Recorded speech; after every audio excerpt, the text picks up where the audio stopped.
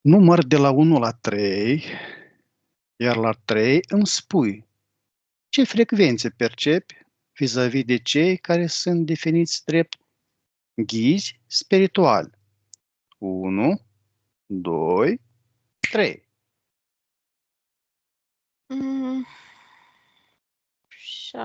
593, 600, maxim 700.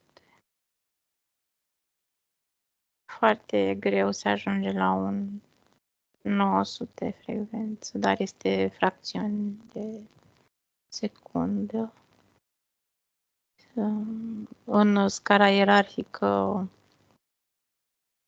cum se auto-situează ei,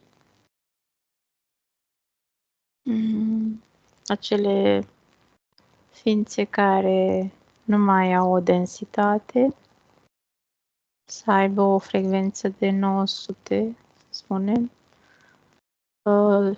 ceva imaterial, adică o conexiune la o conștiință, la o energie care formează o conștiință. Dar este, cum să spun eu, prin densitățile care să pătrunzi până la o frecvență de 900, este fracțiune de secundă, pentru că nicio energie, conștiință nu coboară în dimensiunea a patra să și stea. Conexiunea se face de la noi către, să spunem, deci nu invers. Nu face parte dintr-un ghid spiritual, o frecvență, să zicem, de 900, ci este doar o conexiune a unui om cu nivelul lui de conștiință trecând peste celelalte, se conectează undeva. Asta fiind, să spunem, o realitate, iar cealaltă realitate în care este formată din New Age, la nivelul de 900 măsurabil, și este măsurat de o ființă umană, deci îți dai seama că nu vorbim de dimensiuni reale, vorbim de dimensiuni credibile, create de gândirea umană, în care ei cred că se conectează la un maestru spiritual înălțat. Este vorba de o ființă sau un suflet sau o conștiință care este un dezîncarnat, să spunem, sau depinde ce entitate poate să fie, sub orice formă, în funcție de conștiința respectivă, care accesează, care crede, care downloadează așa ceva. Imaginea asta în care foarte mulți oameni consideră că se conectează la maestri înălțați spirituale, adică tot un fel de ghizi, aparține strict nivelului maxim 5 de dimensiune. Nici măcar nu se conectează, cum am spune, o dimensiune foarte înaltă. E vorba de nivelul de conștiință. Sau este vorba de o credință. Un crez propriu, preluat dintr-o altă conștiință. Un format. Înțelegeți? Da. Deci sunt diferențe, de-aia am vrut să expun. Sunt diferențe totale. Ceea ce am expus prima dată nu face parte dintr-un ghid. Te conectezi, poate tu, dacă ai un nivel de conștiință foarte mare, te poți conecta oriunde vrei și celălalt, deci închipesc că apar discrepanțe atât de dimensiuni. Da.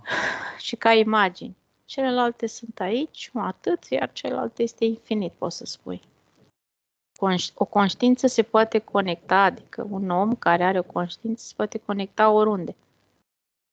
Depinde totodată și de nivelul intern de conștiință și depinde de filtrele care le are.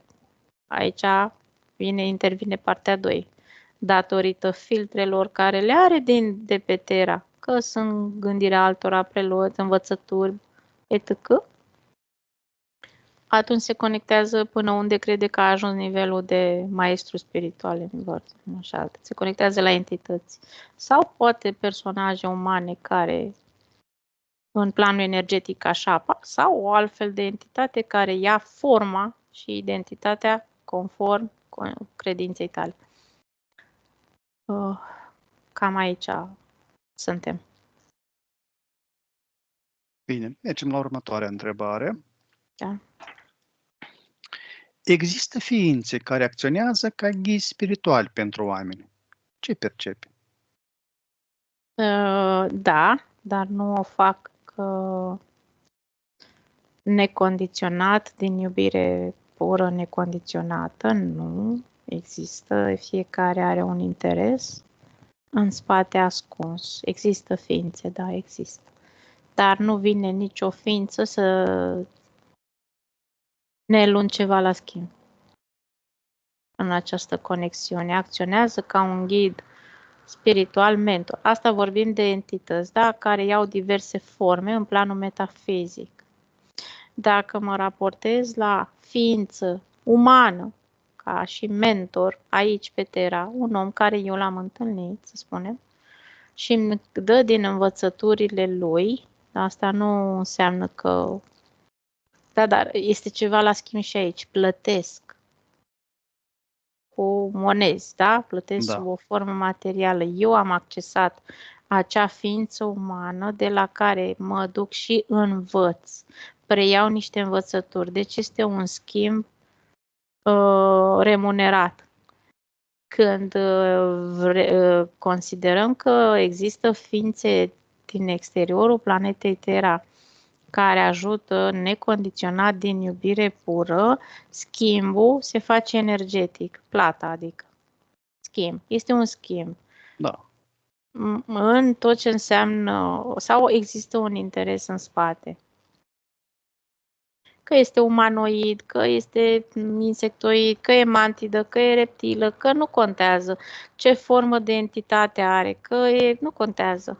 Unde ne-am conectat, dacă conștientul, omul în sine crede că este un ajutor dezinteresat, se păcălește singur și se minte singur, deoarece el plătește ca și monedă de schimb cu propria energie.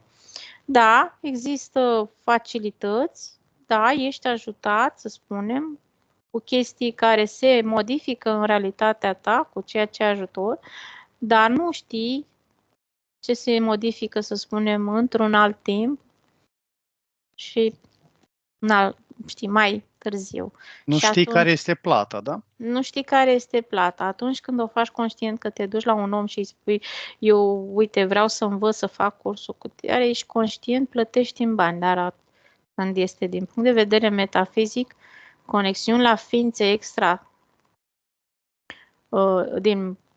cum să zic, nu au o densitate fizică, ci care ți apar în planul metafizic, atunci plata este de altă natură, dar ți se induce atât de frumos starea de pace, liniște lăuntrică și ca o inducție, ca o transă și că ajutorul este din iubire pură, este, știi, să fim un pic atenți. Da.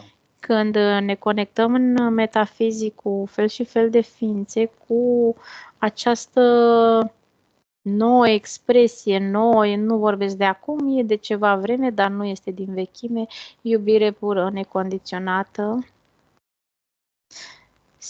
Fiecare entitate în sine se pliază pe noua tipar de gândire. Înțelegi ce vrei să auzi, adică? Da. Mă pliez, îți spun ceea ce vrei să auzi, ce așteptări ai, ce vrei tu.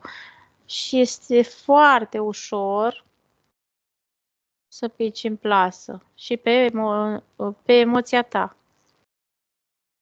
Da, poate există un ajutor, poate nu există, dar în funcție de credibilitatea ta care o predai, ce mâini, să spunem cu ghilimele, mâinile celuilalt, îți poate modifica realitatea cu energia ta la tine în casă, vorba aia, în spațiul tău cuantic, Dar plata tot există. Interesul tot există, mai devreme sau mai târziu. Tot cu iubire pură, știi, cu ghilimele de rigoare. Tot din iubire, la fel. Pentru că inducția este foarte fină. Este foarte fină. Un om aflat într-o emoție, când cere ajutorul extern, este într-o emoție. Este într-o emoție. Pe emoția aia ți se pune ceea ce ai tu nevoie să auzi ca să poți să... Cred că se înțelege ce spun. Da, emoția emanată la care primește răspunsul. Și răspuns, dar înainte de a primi un răspuns și un ajutor, este inducția ca să-ți liniștească un pic starea și tu să crezi. Ești conectat în exterior, constant. Cel mai bun ghid spiritual ești tu. Canalul de legătură, da? Intrarea. Da, perfect. Da, așa este. Decodifică ADN-ul ghizilor spirituale și reconstruiește forma lor originală la 3. 1, 2, 3. Mulți sunt cu interferență umanoidă care au înfățișări din conștiințele colective, să spunem. Vorbind de interferență umanoidă, poate au și venit așa pe Terra și sunt poate de mulți ani pe Terra, dar nedescoperind lucrurile astea. Din cauza cultelor religioase, ghid spiritual, dar totul vine pe o emoție lăuntrică, poate lua o formă și este din ce percep un androgin aici, adică, știi, nu are o sexualitate. Când vorbim de acei îngeri cu aripi, deci acolo vorbim de un hibrid. Poți să spui și hibridul respectiv, uite, când ating, este un falconiform, avem aripi, care are și o formă umanoidă, mâini, picioare, cap. Da? Deci este o hibridare, dar nu are parte subliminală, luminozitatea și ea din energia celor cu care este conectat.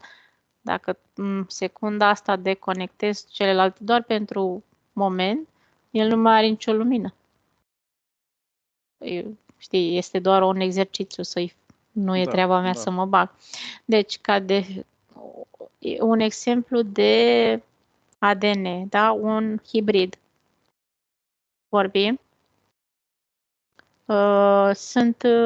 Mai sunt acei zeta reticuli, cei mai înalți, adică care ei au înfățișarea normală, dar datorită filtrelor noastre îl vedem înalt. Și aici nu vorbim de aripi. Îl vedem cu luminozitate, îl vedem în funcție de ce vrem noi să vedem, că nu e vrem că vine dintr-o disperare, suferință, durere și dintr-o conexiune cu alte conștiințe, așa, el de fapt în metafizic este normal, arată exact cum arată. Dar persoana respectivă care s-a conectat și îi poate, îți dai seama, îi creează paralizii, somn, răpiri și toate cele, îl vede ca un ghid spiritual care îi dă o informație, dar în spatele lui poate fi ori o inteligență artificială, poate fi ori un reptilian care îi dă sau poate fi orice altă ființă extraterestră. Uite, îți dau exemple din cultele religioase, cea mai frecvent întâlnită o văd cu mantidele religioase. Apare, deci este o mantidă, da? Ea apare ca înfățișări în funcție de credințele și filtrele. Și conexiunea la conștiință, la egregoare, la tot. Ea are înfățișarea în mentalul fiecăruia, în imaginea fiecăruia, ca și apariție, conform filtrelor și credințelor și convingerilor și conexiunilor la alte externe. Dar, în metafizic, arată fix ca o mantidă. Aici este un procent destul de mare. M-am conectat aici, în zona creștină, nu neapărat România. Poate să fie orice altă țară care are un cult către această entitate, știi ce zic, cu imagini diferite, da? Dar ghid spiritual, uite, mă duc pe zona Indiei. Aici întâlnim, să spunem, un alt fel de entitate. Apare ori cu tentacule, apare cu o înfățișare umană, ai spune, cu corp, dar cu multe tentacule. Este tot o hibrid, e un hibrid aici de entitate, când vorbim de ADN. Vorbești de cale? Da, și nu numai, au mai multe. Shiva. Ganesh? Da, pe toate. Dar aceste entități sunt hibride. Nu este un singur ADN. Adică din rasa reptiliană sub specia cu șerpi, da? Specia respectivă. Că de-aia sunt șerpii aceia, tentaculele acelea. Adică un hibrid poate să aibă așa ADN-ul acesta de șarpe, ce mai văd, amfibian, în ADN-ul, uite, când îl ating. Nu este umanoid nimic, reptilian, cam atât. Dar înfățișările, ca și forma aceea umană, nu este tot așa o conștiință care crede în înfățișarea aia, dar ea este un hibrid, dacă o atingi. Sau mai văd, uite, mi apare, uite, suntem pe Mongolia, din ce văd, o conexiune, zici că e o caracatiță. Exact așa arată ca această entitate, ca o caracatiță. Ca o minge aici și fiecare tentacul împânzit pe toată țara, așa zici că este, pune stăpânire și suge pur și simplu energie. Dar e un control mental aici total. Este Buddha? Da. Caracatița asta la mongolezi? Da. Nu. Mm-hmm. Nu e niciun Buddha, nu. Nu, pur și simplu e o entitate. Mm-hmm. E o entitate care absorbe energie și din ce văd este foarte conectată cu conștiința colectivă a acestei țări. Cu tot cred că fiecare individ în parte, prin locul respectiv, am senzația că zici că entitatea respectivă e conectată cu tot locul, dar absorbe foarte multă energie din mentalul lor, de la ei. Din ce văd, e foarte împânzită așa.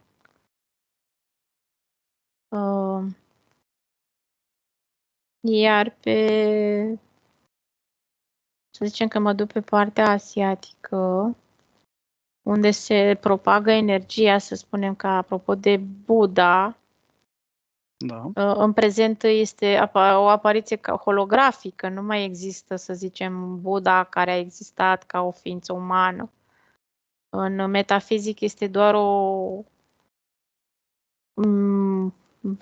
hologramă creată dintr-o conștiință colectivă, dintr-un egregor, dintr-o gândire comună, dar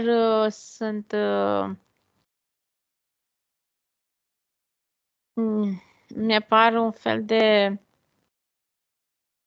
Văd și insectoizi aici, care vin și se hrănesc cu energia sau o iau și o valorifică pentru înmulțirea lor. Văd și o conexiune cu dragoni. Deci sunt mai multe specii aici, rase mixte care locuiesc, dețin, să spunem, un monopol în metafizic pe zonă. Vorbești de China?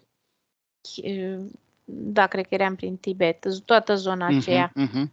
Tibet, China, Japonia, Thailanda, toți au cultul acesta al dragonului.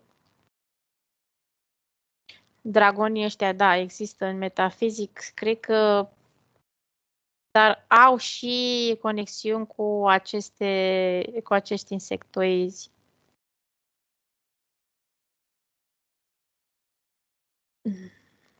Dacă mă raportez la Buddha, care a fost un personaj cu corp fizic uman, el era un pleiadian care avea și experiențe de pe Sirius, care aducea niște, să spunem, învățături, nu, informații din ce erau ei, din ce observ în istorie, pe zona respectivă, aici vorbim de Tibet, au coborât, sau cum să le spun. Da, au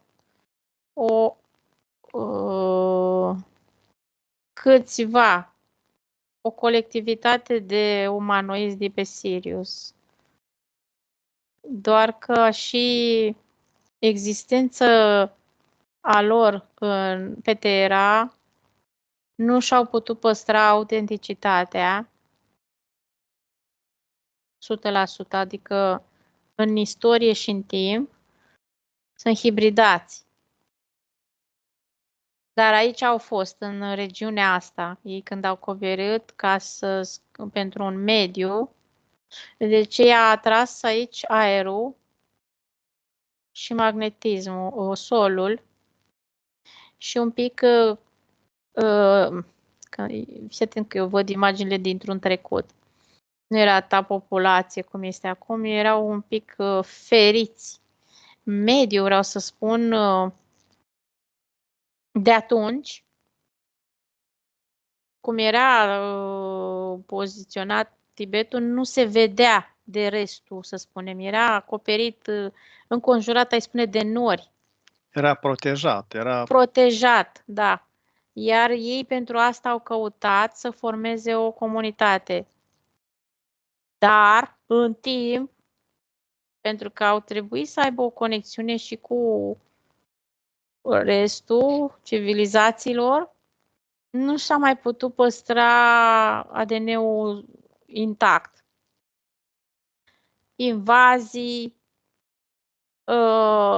au existat, ADN-ul s-a modificat și invazia acolo, din ce observ, este un minereu foarte important în locul acela, care a fost, stai un pic, îl percep ca un metal cu o caracteristică de, nu este aur, argint. S-a preluat foarte mult argint, cupru și aluminiu de aici, de către acest insectoizi, pentru că ei ajutau la tehnologie, la ce aveau ei. Când am spus invazie, practic, insectoizii nu că au venit să cotropească comunitatea respectivă, au fost atrași în căutările lor de aceste metale.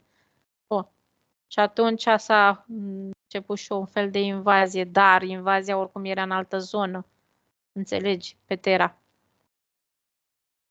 Ei s-au crezut ca și comunitate că sunt feriți aici, că nu vor fi descoperiți și că își vor pune bazele unei mici civilizații. Dar, uite, istoria și timpurile nu mai este, cum să spun, unul singur. Un singur, uite, că sunt în Tibet acum.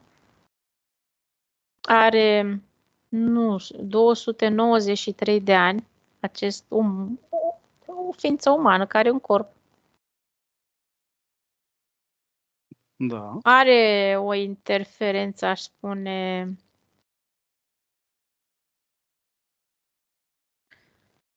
nu e cu insectoizii, este umanoidă interferența, pentru că da, nici el nu are parte subliminală, este o conștiință în sine într-un corp. Este un călugăr?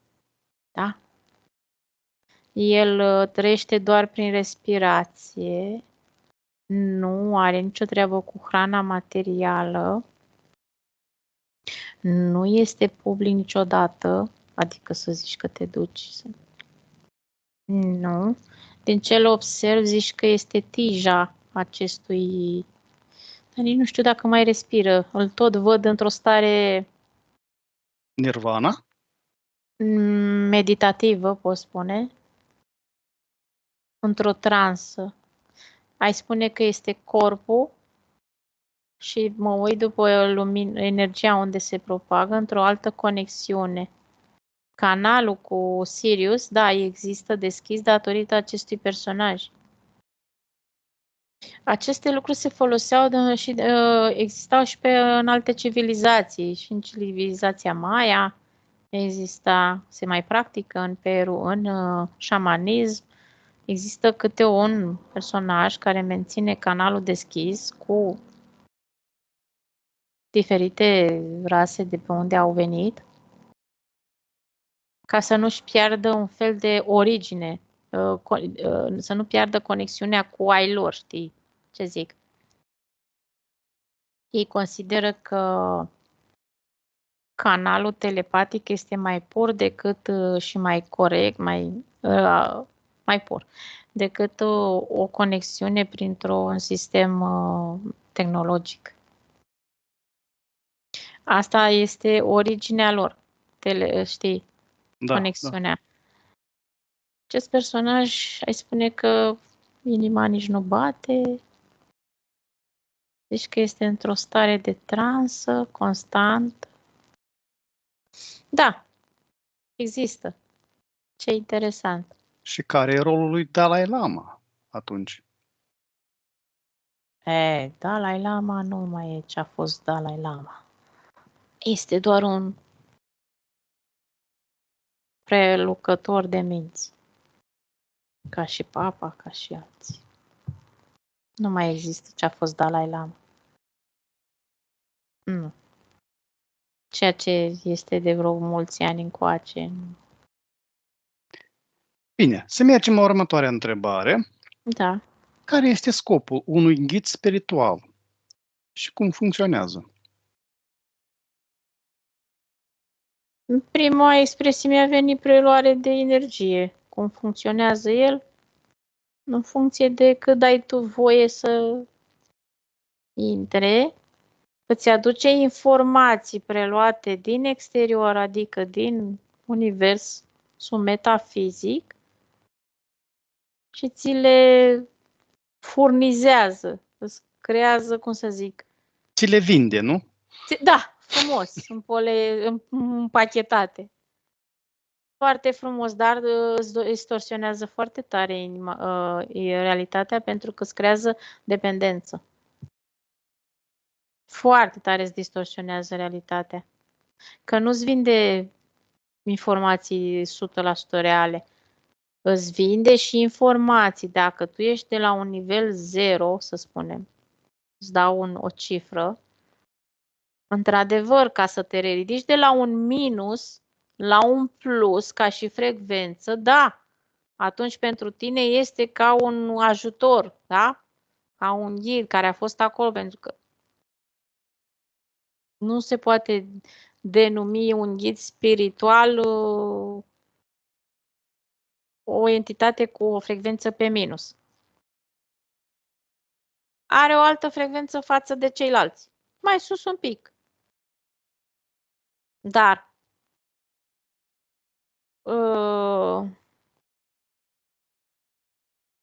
cum să zic, pentru tine percepția este ca un ajutor. Îți modifică realitatea, dar tu tot timpul te salți tu singur prin dorința ta de a învăța, a ieși din situație, a conștientiza, și nevoia disperată din suferință te face să te conectezi la acești ghii, să spunem, cu ghilimele, entități.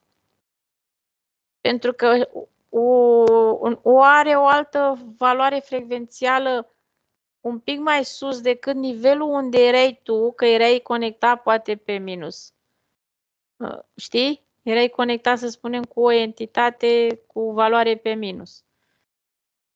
Cum sunt hibrizii, demoni și alte entități de genul, sau cu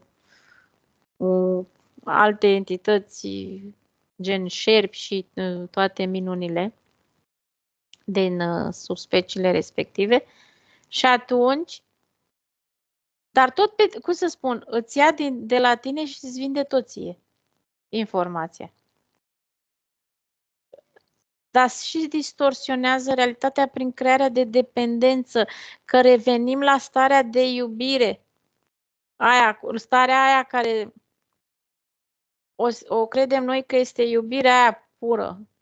Nu, de fapt, este o falsă credință că din exterior m-a ajutat pe mine, dar de fapt puterea mea interioară, iubirea mea m-a săltat, m-a scos, dar eu m-am agățat, având nevoie de un sprijin. Informațiile pot fi preluate de la mine și vândute mie, sau informațiile sunt doar ale mele și are această ființă nu are rolul decât să zică da, eu sunt, da. Este foarte fină, știi, între conștientul tău, cât este de alterat, adică văd o stare de tremur. De ce vine? Din insecuritate, din frică, și atunci se prezintă în fața ta și îți creează ideea și iluzia că el este sprijinul tău. Dar de fapt te urci singur. Înțelegi? Da, Nu-ți da. face nimic. Tu te agăți dar te urci singur, dar te-ai agățat de ceva, exact când urci pe un munte. Efortul e al tău, da. Exact. Poate să nu-ți vândă nimic. Diferențiem pentru că entitățile externe nouă nu ne vând nimic. Gogoși, da. Când vindem energie, vorba aia. Ei fură curent. Și când ne raportăm la un ghid spiritual de aici, o ființă umană care m-a dus și am plătit, aia nu este o agățare psihoemoțională. Pentru că, fii atent, și aici pot fi păcăleli.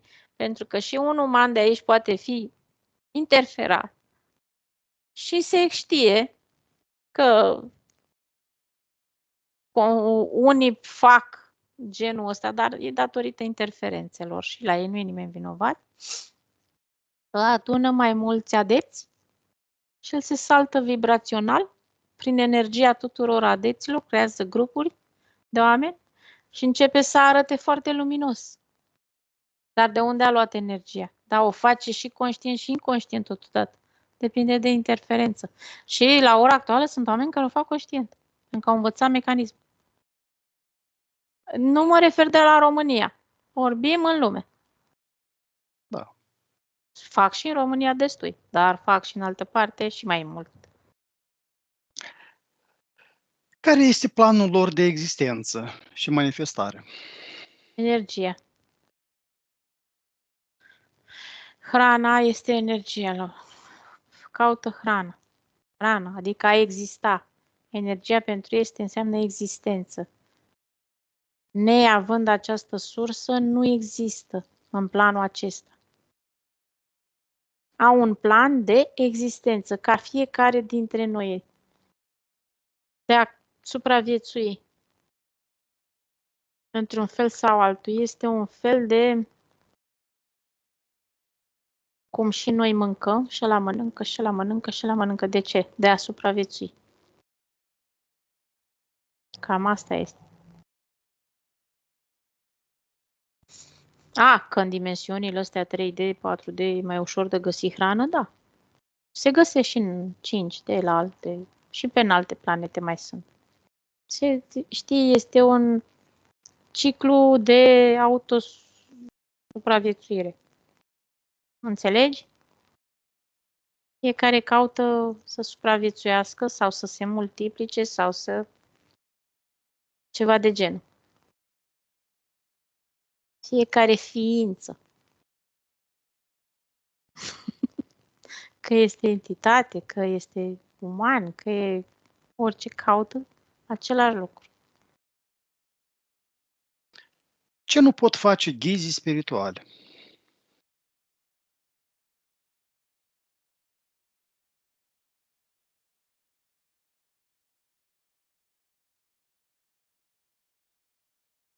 Depinde că nu știu unde să mă conectez aici. Dacă este o entitate, nu poate să fie a trăi forever. Nu Da. are esență. Nu poate să-și producă propria energie, ca să zic așa. Dacă este o entitate cu umanoidă care este umanoizii se știu că funcționează cu conștiințe colective, iarăși nu poate să-și, nu știa, nu prea au emoții, știi ce zic. Da. Iarăși nu poate să-și, ei au o longevitate mai mare ca a noastră, a corpurilor din 3D, dar ce vin să facă? Să caute altă formă de energie. Se pare că energia respectivă ce face? Înseamnă viață, înseamnă sens, înseamnă că ajută la multiplicare. Când am zis viață, vezi, numai energia asta aparte, nu care vorbim de o parte subliminală, asta are o caracteristică de multiplicare și regenerare, ceea ce neavând-o, ei nu poate să o fabrice într-un ceva. Are sens. Observă corpul mental al unei persoane care este informată despre existența ghizilor spirituale sau maestri ascensionați. Cum se comportă corpul mental?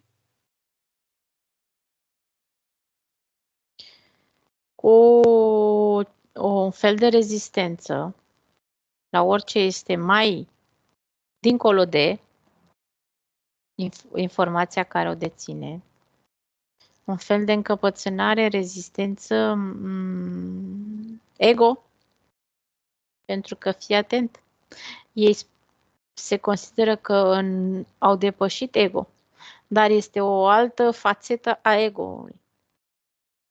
Ego poate avea multe fațete. Pe cunoaștere, eu știu cine sunt. Deci, numai cuvintele cum sună. Eu știu cine sunt. Sau există, știi, ceea ce spun eu. Da, nu zice nimeni că nu există. Cum se comportă exact, rigiditate, încăpățânare,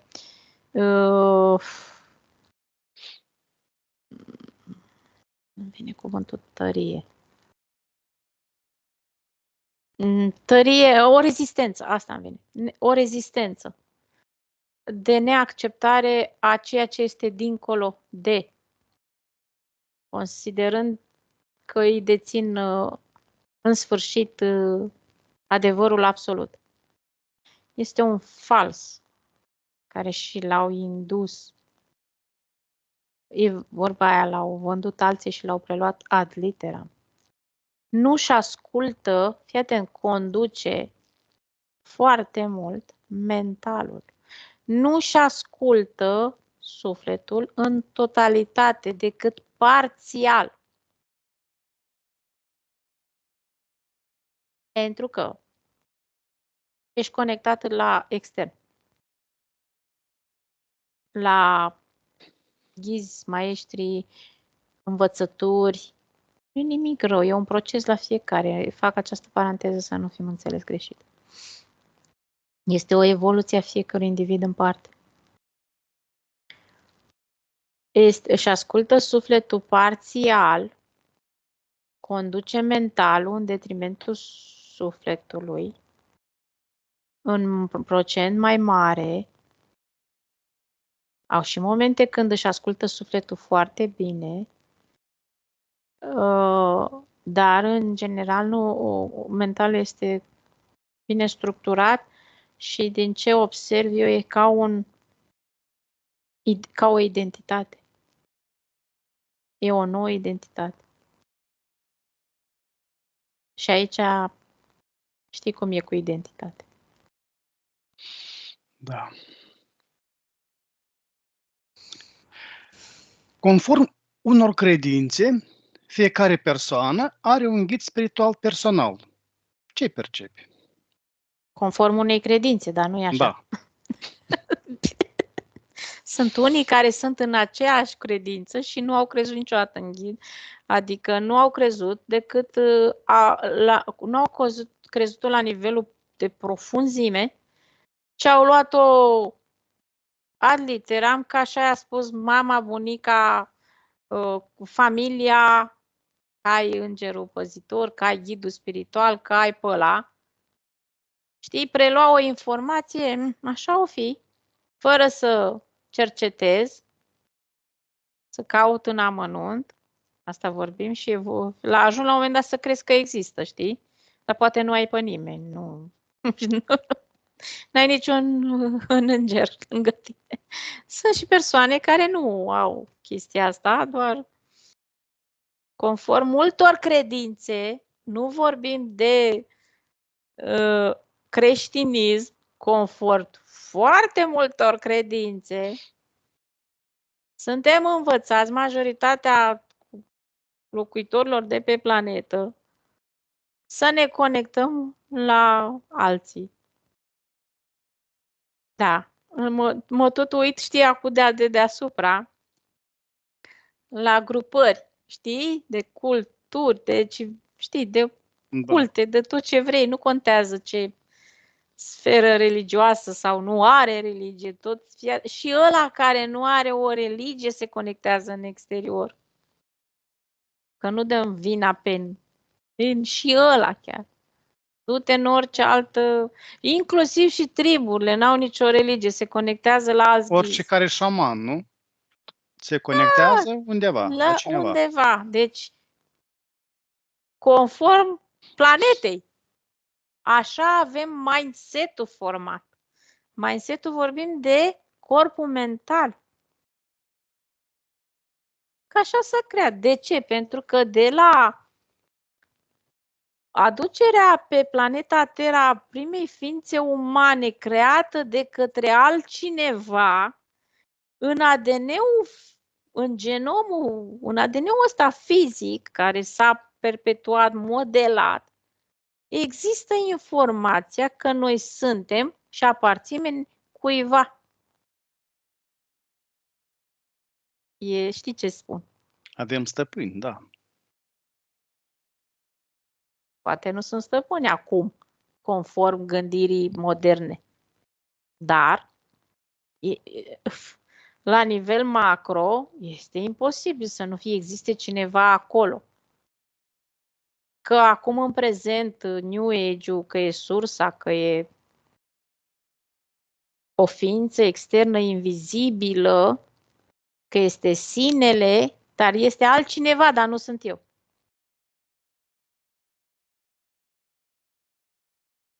Vezi că, din păcate, este în ADN. Aici. Totul este programat. Informația o conținem, dar putem să o destructurăm atâta timp cât conștientizăm și trecem prin toate etapele de conștientizare. Nu este imposibil. Că și dacă, să spunem, ai această informație în ADN-ul tău, dar ajungi la nivelul de conștientizare. Așa, și bine, ok, merg mai departe. Asta nu înseamnă că eu aparțin cuiva. Știi ce zic? Da. Nu aparțin. Știi ce? Am trecut peste nivelul ăla. Am crezut, dar acum next level. Ca la game, ca la un joc. Da, ca la un joc.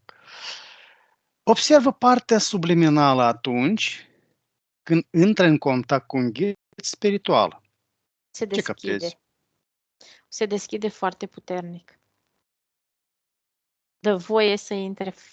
Wow! Deci se deschide foarte puternic pe o nevoie, pe o necesitate, pe o lipsă de înțelegere, pe lipsa informației, pe o incapacitate, pentru că nici mentalul nu ajută datorită conceptului de sine format, datorită colectivității în care ești, datorită tuturor factorilor externi, familie, societate, matrix, orice, el se deschide.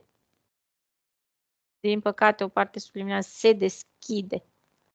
Neavând, știi, caută tot timpul dintr-o nevoie. Uite, poate fi o nevoie, dar în spatele nevoii s-a aflat o suferință, o ceva. Da? Caută mai departe, în momentul când contactul cu această a unei părți subliminale cu o astfel de ființă, entitate, whatever, se deschide pentru că el se consideră mic și celălalt îl vede mare. El se consideră neștiutor și pe celălalt care deține toate informația. El deja se plasează mai jos, da? Da.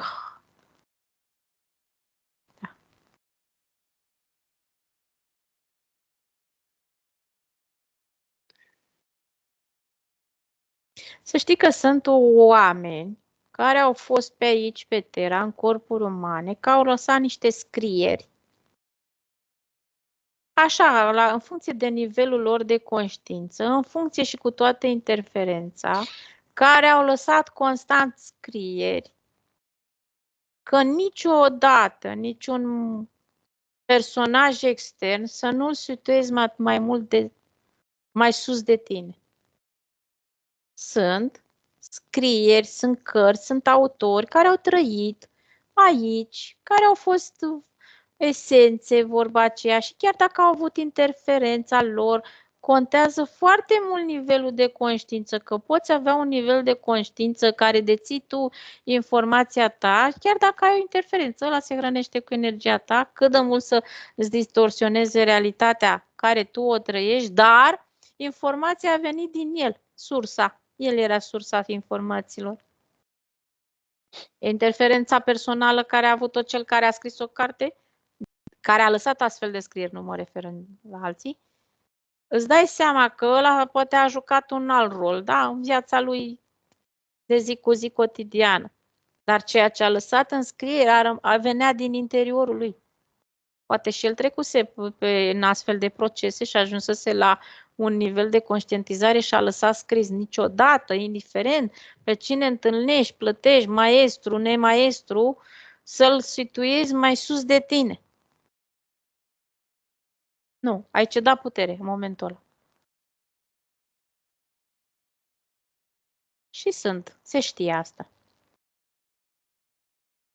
Înseamnă că acei oameni care au lăsat scrierile astea aveau o parte subliminală și se reconectau la ei și aveau un nivel de conștientizare. Diferența între cei care au o parte subliminală dezvoltată, cu o experiență, pot să spun, că sunt părți subliminale mici, nedezvoltate, care nu au experiență, nu vorbesc neapărat de Terra, experiențe, în general, este mare. Ăla care nu are experiență, din ce să spună informații? Corect, nu are.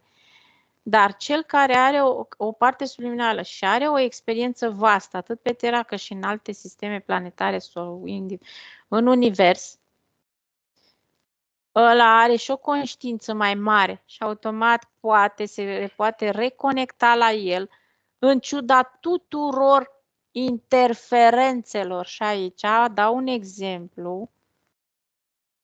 Ce înseamnă să ai o parte subliminală mai mare, mai puternic, mai dezvoltată, că poți avea interferențe la greu, dar să alegi întotdeauna să nu manifesti rău și să manifesti binele. Pentru că aia înseamnă esența ta, ăla ești tu. Știi ce zic? Da. Atunci se vede partea subliminală. Factori externi există constant. Fiecare trăim aici sau acolo, sunt factori externi. Expresia alege să fii tu adică reconectarea la tine ca parte subliminală, în ciuda faptului că conceptul de sine, că programele mentale, că ceea ce ești, care imediat te comută în exterior sau îți dă niște stări, îți dă niște, în ciuda tuturor factorilor externi, alegi să fii tu. E o simplă tehnică care te poate reconecta cu tine, respirația. Atât. În ciuda tuturor factorilor externi, agitație, tot, modalitatea cea mai simplă de reconectare la tine ca și parte subliminală. Nu vorbesc de conștiință. Că conștiința e încărcată cu programe, supraprograme, știi ce zic, din exterior, din mediu. Așa. Dar la tine, doar respirație. Profundă. Ca să se limpezească tot. Poate fi un factor și stoparea procesului de gândire? Da? Pe asta am vrut să zic, ca să se stopeze și să limpezească, să lași totul. Te pui un pic pe pauză. Și uite, ca exemplu, cei care practică meditația, nu vorbim conectarea, în meditație poți alege să te conectezi poți alege să te conectezi doar la tine. Că e yoga, că e meditație, că nu contează ce este. Prin exercițiu care acești oameni îl practică de respirație, ei singuri aleg unde se conectează, în exterior sau în interior. Dar este un exercițiu care îl practică și îi ajută, știi, totodată, tot pe ei, și ca proces de evoluție. Prin reconectarea cu tine. A sta în liniște, a sta în pace, a sta în tine. Dacă observăm toate cultele, atât religioase cât și nu contează, există, dau un exemplu poate din religia noastră, coboară mintea în inimă, că este această expresie se recunoaște de către cei cunoscători, că este din creștinism. Du-te în yoga, du-te în budism, du-te în orice. Liniștește mintea, conectează-te cu tine. E același lucru. Depinde ce cuvânt alocăm. Nu contează. Asta e, în ciuda tuturor, nicio parte subliminală nu alege să facă rău. Dar dacă se lasă angrenat și ancorat, adică nu stau prea mult cu mine, fac rău. Inconștient. Că da, există expresia inconștient. Nu sunt conștient de mine, pentru că sunt deconectat. De aceea e bine, înainte de a lua o decizie de a face ceva, să respirăm și să ne liniștim, că nu mai facem chestia aia după aia. Sau, depinde, cât de interferența e puternică, o faci. Dar ești inconștient clar. Și totuși să ne uităm la personajul Iisus Hristos. Este un ghid spiritual? Nu, este un umanoid care a venit de pe altă planetă și care a locuiește în alt corp în prezent. Ca și alți oameni. A lăsat niște înscrieri, să zicem, învățători, cum se spune. Un mindset care s-a creat. Că după lângă asta floricele și că s-a creat un monopol pe piață și o manipulare, da, dar știi, au mai scris și alții cărți și au lăsat scrie și nu s-a creat niște convingeri atât de puternice încât să manipuleze omenirea. Hai să ne înțelegem. Dar și el la rândul lui este un umanoid care a venit și trăiește pe Terra venind cu alții conectat, ca și conștiințe colective. Nu a venit singur, au venit mai mulți, sunt vorba aceea în comunitatea respectivă sau au fost, da? Și au venit cu ce? Cu sistemul lor. De ce? Că o să apară întrebarea de a ne ajuta pe noi alți care eram conectați cu minusul. cu minusul, da? Cu reptilienii nu mai contează, cu Draco în special, cu Draco, cu zona Draco. A venit și ăștia fac parte din cei care îi regăsim în prezent federații, confederații galactice, ca și specie umanoid, da? Nu vorbim de atunci. Sunt o facțiune de umanoizi care au venit cu ideile și cu valorile lor și cu conceptul lor, locuiesc pe Terra, da? Vorbim din timpul de atunci și ne-au arătat nouă că există și poți alege să nu alegi să mai rămâi conectat cu entitățile Draco. Dar în spate este, de fapt, au venit și ei să conviețuiască aici. Iar ceea ce s-a propagat cu răstignirea, cu astea, este un joc urât, murdar. Nu există. S-a exploatat de altcineva? Da, este pus în scenă, în scenariu, tot de alte rase și specii, tot de un control. Cine? Acel reptilian, care îl știm și noi. Da. Dar existența acestor umanoizi care au venit și au format și o comunitate să supraviețuiască și ei pe Terra, că se știe că au venit și sunt și peste tot în alte locuri, nu numai diferite specii de pe alte planete, trăiesc aici pe Terra, odată să ne înțelegem. Că avem ADN-ul ca și morfologie uman, da, nicio problemă, dar vorba aceea, au venit de pe altă planetă să conviețuiască aici. Mediu propice, găsim hrană, găsim de toate. Poate la ei n-a mai fost ceva bine. Sau poate vor să exploateze, că la ora actuală și umanii pleacă și caută să exploateze în alte părți. Nu e nimic nou sub soare. Dar uite, au venit cu niște ale lor învățături, da? Și ne le-au predat nouă. Dar te loveci de rasa Draco, care aici era mai mare ca și numerologic, din punct de vedere numeric. Logic că sunt conflicte între facțiuni. Ce face la ora actuală Confederația? Face același lucru. Vine să combată rasele astea, că e Draco, că e reptilian, că nu știu ce. Umanoizii au și ei dreptul să conviețuiască ca și alții pe Terra. Și tot timpul există acest conflict. Au fost și este. Ai văzut cum ți-am redat pe aia din Tibet? Veneau de pe Sirius, ca o comunitate mică. Au venit cu învățăturile lor, că le avem și noi, că să... Știi ce zic? Da, da. Dar de la ce a fost și ce s-a propagat, este o mare diferență. Da, da. Dacă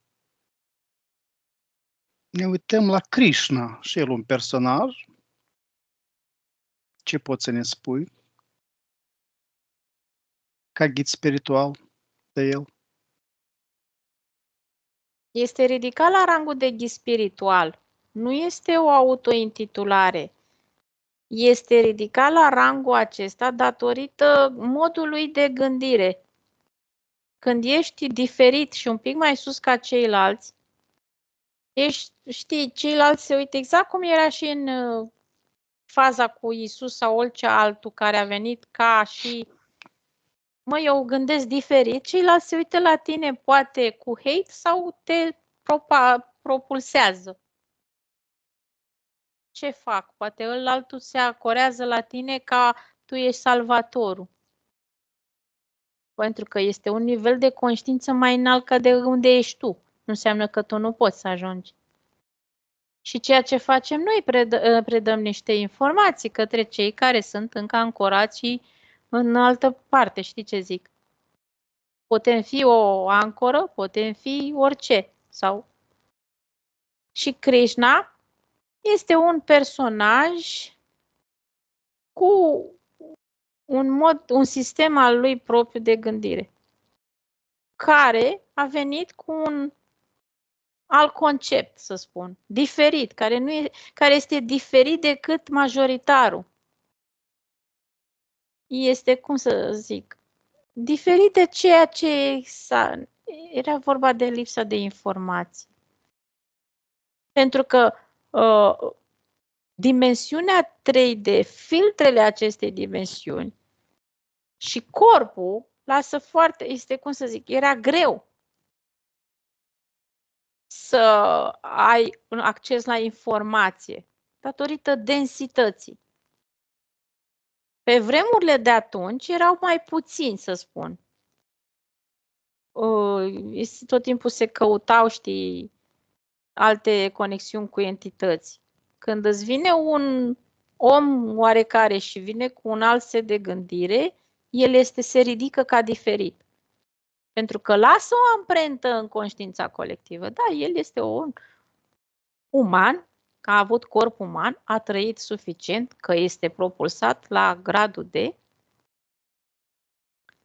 dar în prezent nu mai are niciun corp. Se exploatează și totul, și holografic, s-a exploatat totul, iar totul este o hologramă. Eu văd așa, masele, o pătură ca energie de culoare închisă și aici totul este holografic, adică este creația unor credințe, unor conștiințe, înțelegi? Și creează o imagine. Un cumul de conștiințe colective care cred în același lucru poate crea și o formă de entitate în funcție de ce se alocă. Nu spun că nu este posibil. Totul e posibil. Da, da, da. Este o creatură colectivă. Da. Dar el, când m-ai conectat tu, eu m-am dus în la început. Nu este ceea ce e pe piață acum, nebuneala asta, sincer. El a fost un om cu altă gândire, venit, a trăit și el aici, nu mai are un corp fizic în prezent. Dar uite așa de ușor este de, știi, preiau ceva și îl modific. De ce nu se lasă să fie doar binele? Se modifică în sensul rău, în sensul negativ, să nu cumva să îți crească nivelul. Pentru că și ăștia care sunt și modifică, vorba aceea, alte specii, au nevoie tot de o sursă de supraviețuire și ei. Mahatma Moria. Nu există asta. Este un personaj care apare ca maestru ascensionat. Nu văd decât niște scrieri. Nu a cunoscut nimeni niciodată această ființă. Este o preluare din alte culturi. S-a creat un personaj. Sunt fragmente preluate din alte culturi. S-a creat un personaj fictiv și a fost redat conștiințelor. Ce tare! Și dacă vedem doamna Blavatsky, cu cine conversa? Ea spunea că cu Moria, cu acest Mahatma. Cu un reptilian. Și în spate văd foarte mulți din ăștia cu... Nu gri ăia mici, ci mai înalți. Sunt și alte specii, entități. Este un reptilian și văd, zici că arată ca înalți, 1,80 m, aproape de 2. Corpul este albicios spre gri, au capul migdalat, știi? Aproape zice că nu, că zici că n-au ochi, dar au, totuși. Așa sunt. Dar ea comunica cu un reptilian. Ea avea canalul deschis de telepat, dar era conectată cu această ființă. Și alte ființe, Kuthumi, cu care la fel, Kuthumi, un alt personaj cu care ea se conecta. Este fiul ei din altă viață cu care vorbea. Dezîncarnat. Uite, un alt aspect de spus. Momentul când o parte subliminară are în câmpul lui cuantic o interferință cu un dezîncarnat, se creează un fel de simbioză. Aici e simbioză, o să spun, când ai un dezîncarnat și poate vorbi și ăla prin tine.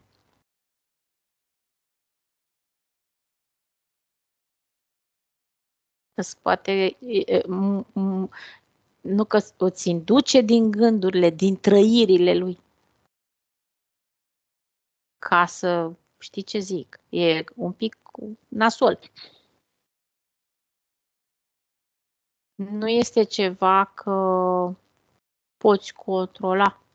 Nu ai conștient de unde se știi. Dacă este o simbioză cu un dezîncarnat care este pur și simplu trăiește prin tine, este greuț, pot să spun, să-ți dai seama. Redai și vorbește altcineva prin tine. Iar ea avea o simbioză cu un fiul ei dezîncarnat. Elena, să mai luăm două persoane. Nicolae Rerich și soția lui Elena Rerich, care se socot tot ghizi spirituali, care au transmis învățătura Agni Yoga sau etica vie. Cine au fost? Ca ADN energetic văd că percep venusieni în proporție de 70%. Sunt frați, de fapt, în altă parte, când au venit. Sunt într-o conștiință comună, colectivă.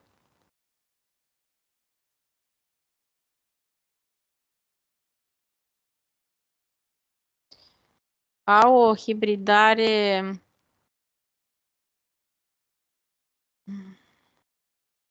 cu Anunnaki.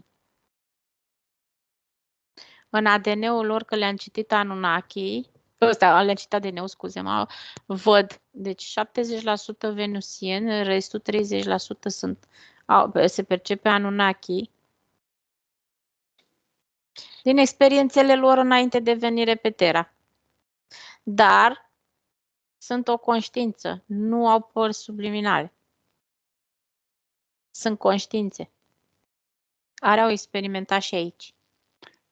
Ghizilor spirituale.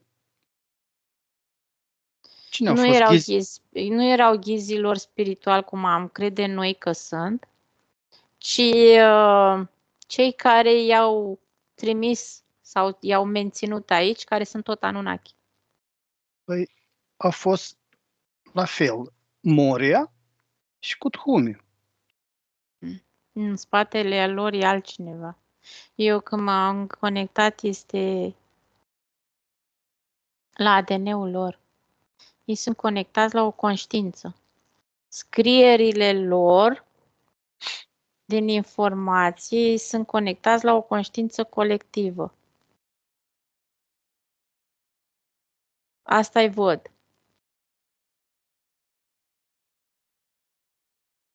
Diferă foarte mult anumite informații care le-au redat, pentru că sunt faze de downloadare a informației.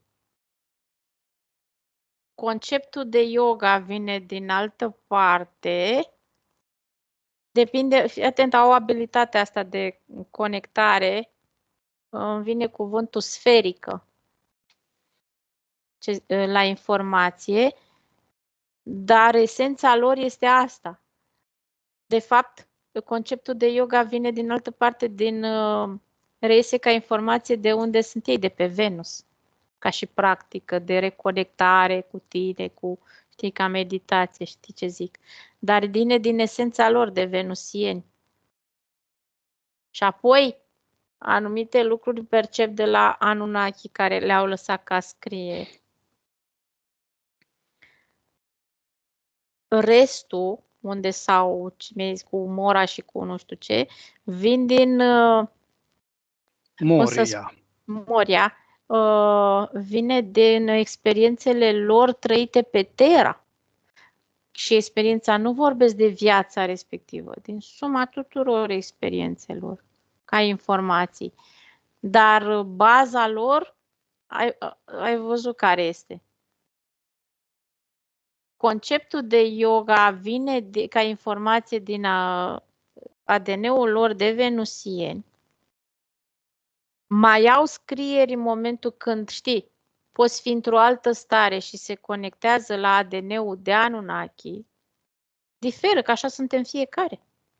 În momentul când avem un ADN mai, știi, cu mai multe, nu este unul singur, noi manifestăm diferit.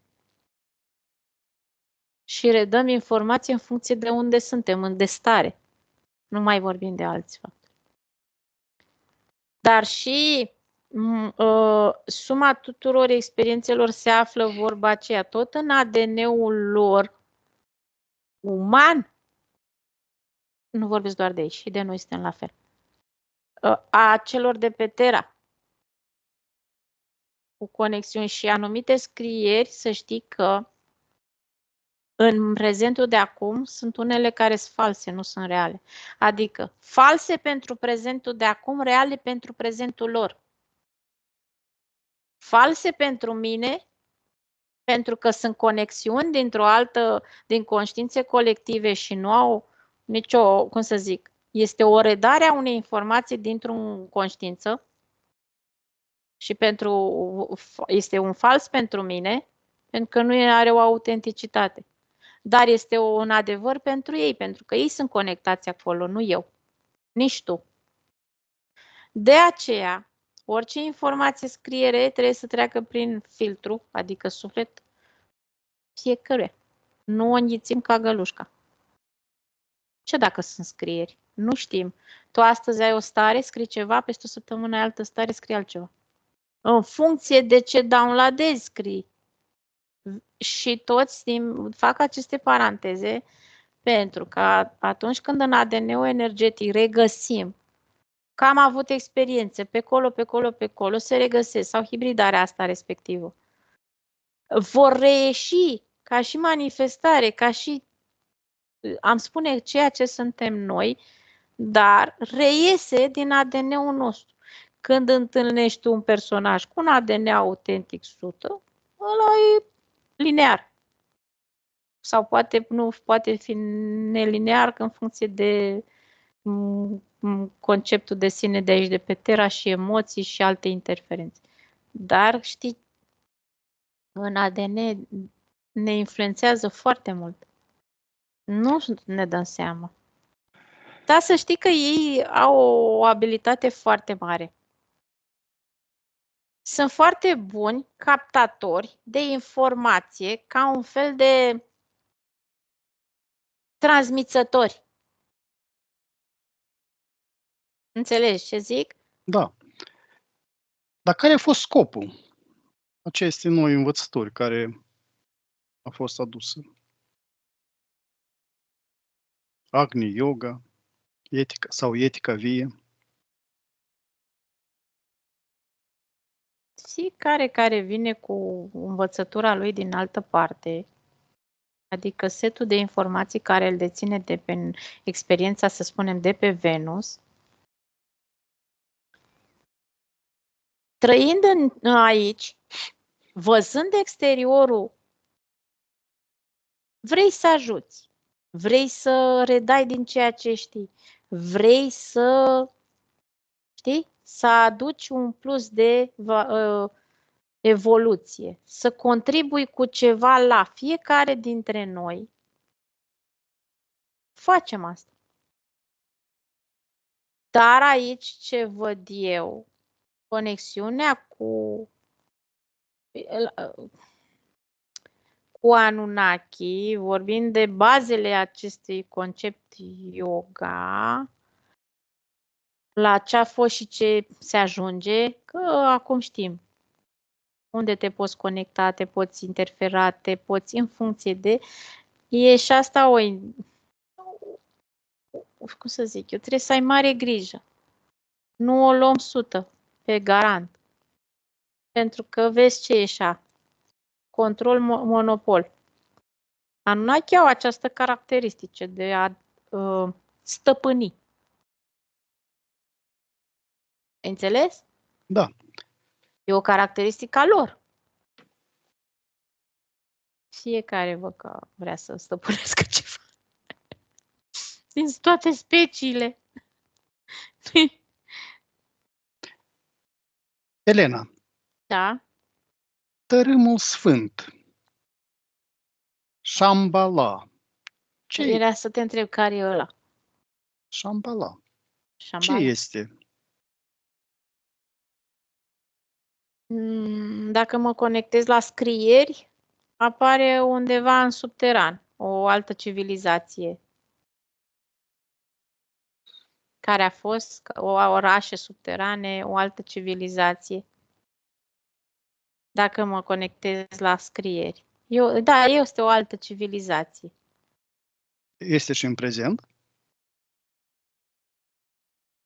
Da, dar nu înțeleg de ce este considerat sfânt. Că e diferit față de gândirea colectivă. Este considerat, uite, vezi, tot ce considerăm că vine cu o informație care noi nu o deținem și ne ajută în evoluția noastră, avem tendința de a propulsa mai sus ca noi, ori la rang de divinizare. Cuvântul sfânt este o divinizare a ceva. Adică e mai pur ca mine. Și dacă luăm această caracteristică ca sfânt și lăsăm numai Shambhala, ce informație? Civilizație care a existat în alt timp. Și se numește într-o altă falie spațio-temporală, așa îmi vine să spun. Există în paralel cu noi, într-o realitate paralelă cu noi. Că în scrieri s-au regăsit acele orașe în care s-au lăsat amprenta acele civilizații, da, dar în prezent sunt într-o realitate paralelă cu noi. Doar într-o realitate paralelă cu noi, da? Da. Dar nu, exact cum am zis, nu este un sfânt, este un alt fel de gândire, îi spune. Și da, este o altfel de gândire. Și de ce într-o realitate paralelă cu noi nu se pot adapta a ceea ce este aici? Mă refer la rasele care ocupă acest spațiu pe Terra, la cine deține monopolul acestei planete și sunt atâtea, știi, îmi vine cuvântul hrăpăreți. Ei nu pot. Este peste nivelul lor să fie într-o congruență și într-o rezonanță cu rasa Draco, rasa reptiliană, cu tot ce e aici. Este o civilizație mai dezvoltată? Din punct de vedere al nu înțeleg rău, e un nonsens al minusului, al dualismului. Nu cunosc dualismul? Da, cunosc dualismul, dar nu rezonează cu ei, nu pot să... Știi ce spun? Conviețuiască, da? Da. Nu pot. Da, este într-o realitate paralelă. Nu se poate. Alt sistem de valori. Asta e cuvântul. Deosebită de ce este acum. Ce e aici? Da. Muntele Kailas, despre care se spune că sunt ghizi spirituale care... E un dragon mare acolo care trăiește în interior. Foarte mare. Are diferite fațete, când de foc, când de pământ, când de... Na, cam da. Da, are două culori. Când roșiate, când închis la culoare. E un dragon foarte puternic, nu ia loc nimic. O mai mare care conviețuiește în acel interior. Când iese la suprafață, când este în interior, dar mediul este influențat de energia acestui dragon.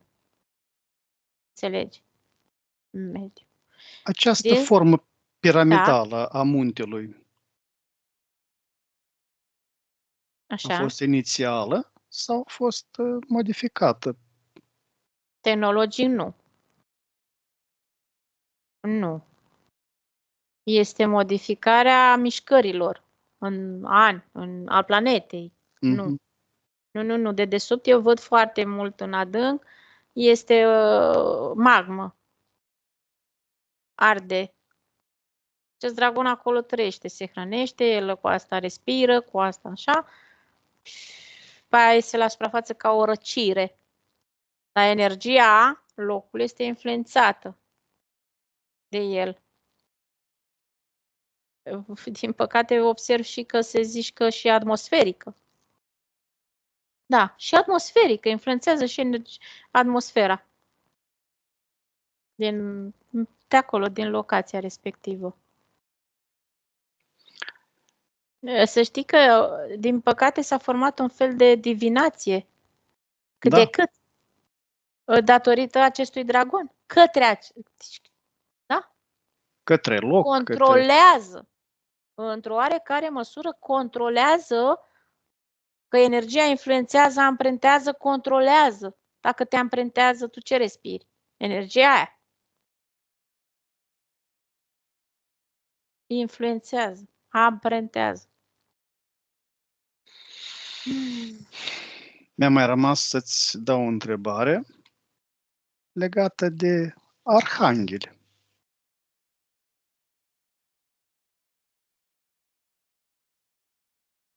Sunt și ei niște ghizi spirituali? Pentru conceptul de religie, da. Pentru cel care e în afara religiei, nu. Pentru cel din altă cultă, nu. Și totuși Sunt entități. Ce fel de entități? Hibrid. Care iau forma în funcție de ce s-a format. Este un hibrid, asta spun. Reptilo cu amfibie și când falconiform în un procent mai mare.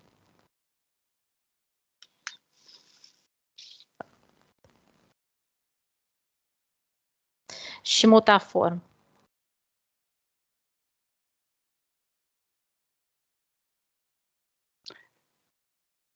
Elena, Da.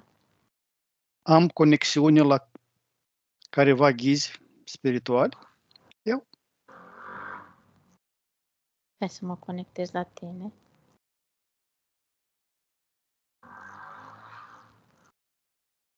La nivel de parte subliminală, nu. Sunt o felul de ruperi de contracte din trecut. Este un proces care l-ai avut, de evoluție, de trecere, de discernere.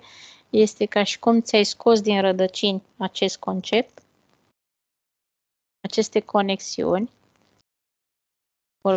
Vorbim de ceea ce știai din toată cultura ta, din colectivitate. Ce percep aici, ca o sămânță. Adică la nivelul părții subliminale, undeva în intern, este un dor. O rămășiță, da, Un dor de ceva de unde știi că ai făcut parte. O conexiune foarte departe pentru tine, ce reprezintă nu acasă, nu percep cuvântul. Familie, mamă îmi vine cuvântul mai mult. Este, cum să spun, o familia, înainte de venirea ta pe Terra, ca și amintire, percep că ai soră, în care, să spunem, ai avut experiențe înainte de venirea pe Terra, în care ai avut o experiență frumoasă, este o amintire plăcută, menținută ca o casetuță, ca o sămânță asta care e aici. Dar conștientul știe că nu trebuie să te conectezi pentru că ai acum alt set de informații, ai devenit conștient de ele, dar, cum să spune, inima, sufletul tău simte acest dor pentru că ai avut o experiență caldă, plăcută, armonioasă, ceea ce nu ai recunoscut aici pe Terra în experiențele tale. Și apropo, de exemplu, alt sistem de valori, care, în altă parte, l-ai și aici vii și îți dă vorba aia la temelie numai. Îmi vine să-ți spun că ai zice că asta te menține să te ancoreze să stai aici. Să stai aici, adică să-ți duci mai departe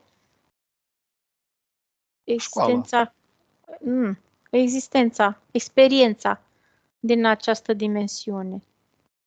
Dar percep acel dor în interior, constant. Nu știi dacă mai există, nu știi dacă mai este, dar e ceva ce ai trăit, ceva ce ai venit tu, ai ca esență în tine, experiența unei familii sănătoase, cu iubire, cu alt sistem de valori, ceea ce aici în experiențele tale n-ai regăsit 100. Ai încercat tot timpul să dai din tine, să formezi ceea ce erai tu ca esență, ce știai. Te-ai lovit de ziduri, de bariere, de tot. Te face câteodată să te închizi în tine foarte mult. Când te lovești de exterior, te închizi în tine. Apare starea de dezamăgire după aia. Mergi mai departe, iar te deschizi. Bine, oricum, este o experiență pe care vreau să o păstrez. Elena, ai și tu careva conexiune la sistemul de ghizi spiritual? Mai am învățat de mult că nu mai este. Ideea era că, în afară de sistemele religioase de care am trecut, prin curățări, prin conștientizări, alți ghizi nu erau ghizi, nu, erau doar poate interferențe, nu erau ghizi. Nu. Știi, este o diferență între mine și ceilalți care simțeau pe cineva din exterior că le vrea binele. Eu tot timpul am perceput că sunt singură pe aici și că mă lupt să, știi, să exist. Este o diferență. Pentru că a fost foarte impregnantă energia yang în interior, de luptător, de singularitate, individualism.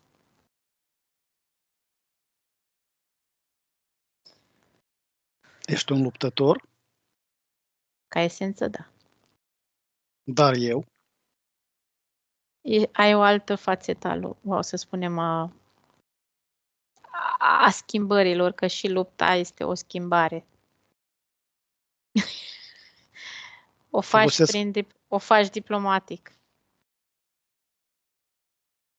Alte metode, da? Alte metode. Bine. Elena, am ajuns la finele sesiunii. Rupem toate legăturile, conexiunile de la toate energiile și entitățile cu care am contactat. Ne curățăm de toate rezidurile energetice străine din această sesiune. Ne ștergem toate urmele și amprentele energetice de peste tot. Ne ridicăm nivelele energetice și vibrațiile până la maxima posibilă. Și la 3 te întorci aici și acum, de unde auzi glasul meu. 1. Partea subliminală revine la corpul fizic, aducând energie, forță, potențial. Te simți liberă, împlinită, energică și fericită. 2. Corpul fizic e mai tânăr, mai sănătos, mai dinamic. 3. Ești aici și acum.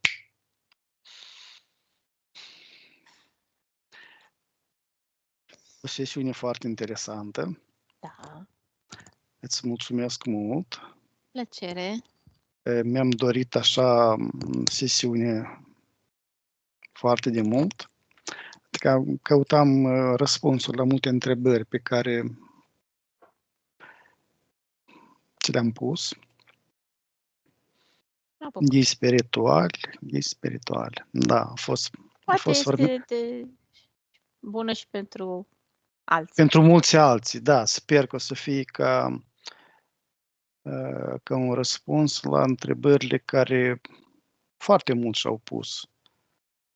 Și sunt duși în eroare de multe școli, așa numite spirituale. Noi concepte, da, care apar. Asta este un proces la fiecare să facem. Oricum, mulțumim mult și tuturor celor care ne privesc sesiunile. Ne luăm rămas bun. La revedere. Numai bine, la revedere.